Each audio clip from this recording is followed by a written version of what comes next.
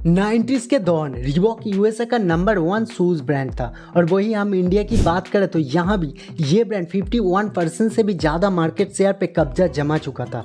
दुनिया के बाकी देशों में भी रिबॉक की बहुत ही स्ट्रॉन्ग प्रेजेंस थी, जिसे देख ऐसा अंदाजा लगाया जा रहा था कि आने वाले समय में ये नाइकी और एडिडास जैसे बिग प्लेयर को भी मार्केट से बाहर का रास्ता दिखा देगा। लेकिन आज रिबॉक खुद ही मार्केट से गायब है। आखिर क्यों?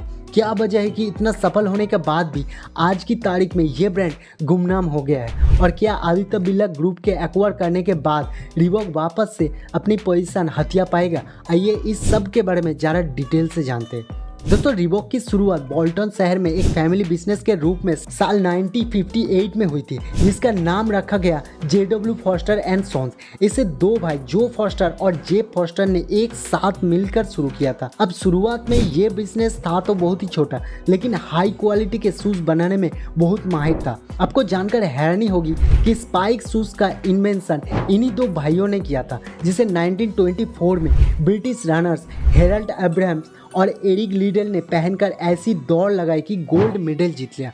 और वहीं से शुरू हुआ इस कंपनी के सुनहरे दिन, क्योंकि इस जीत के बाद JW फॉस्टर एंड सॉन्स पूरे इंग्लैंड में काफ़ी पॉपुलर होने लगा था। अब ये दोनों भाई अपने ब्रांड को सिर्फ इंग्लैंड में ही सीमित नहीं रखना चाहते थे, बल्कि इसे एक ग्लोबल ब्रांड बनाने का सपना देख रहे थे।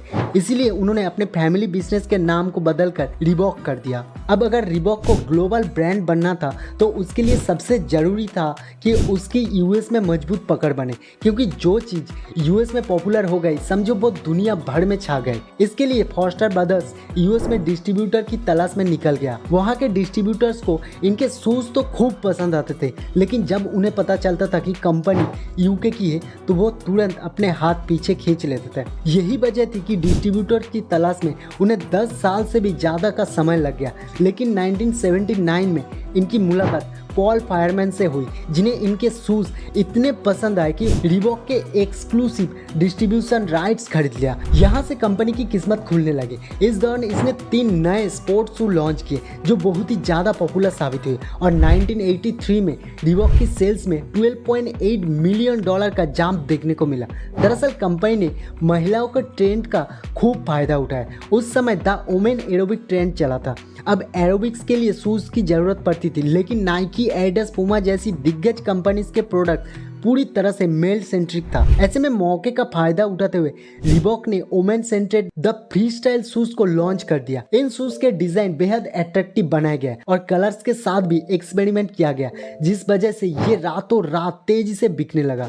इसके बाद रिबॉक ने सस्ते, टिकाऊ और अट्रैक्टिव शूज मार्केट में लॉन्च करना शुरू कर दिया, जिनकी मदद से इसने बहुत कम समय में ही मार्केट के अंदर मजबूत पकड़ बना ली। कुछ समय बाद इसने टेनिस में भी हाथ आजमाया, जिसके चलते famous tennis player Boris Becker और जॉन मैकोनरे सहित बहुत से चैंपियन खेल के दौरान रिबॉक के जूते पहने हुए दिखाई देने लगे। अपने इस स्टेप से रिबॉक सेलिब्रिटी सर्कल में बहुत तेजी से पॉपुलर हुआ। इस तरह बेहतरीन मार्केट स्ट्रेटेजी, क्रिएटिवनेस और शूज क्वालिटी की वजह से 1987 में रिबॉक ने पहली बार $1 बिलियन की सेल्स की। 1990 में ये अमाउंट बढ़कर सीधा $2 बिलियन हो गया और 1992 में कंपनी ने $3 बिलियन से भी ज्यादा का शूज बेचकर नाइकी जैसे बड़े ब्रांड को भी पीछे छोड़ दिया और वही खुद यूएसए का नंबर 1 शूज ब्रांड बन गया। मगर फिर सवाल वही आता है कि इतना सफल होने के बाद आखिर ऐसा क्या हुआ कि आज की तारीख में ये ब्रांड गुमनाम हो गया है? आइए इसके बारे में भी जान लेते हैं। अब अगर हम देखें तो रिबॉक की सक्सेस के पीछे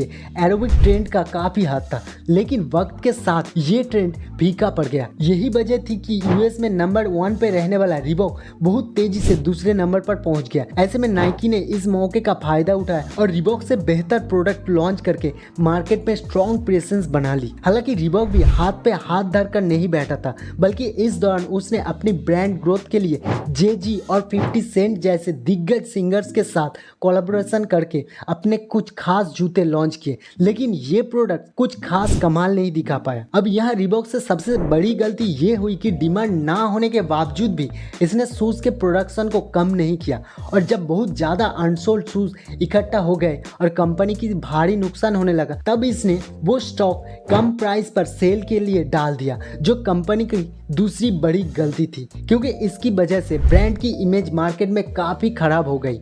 इसके अलावा लोग इस बात से भी कंफ्यूज थे कि आखिर कंपनी के कौन से सेगमेंट का प्रोडक्ट बेटर है या किसमें ये स्पेशलिस्ट है।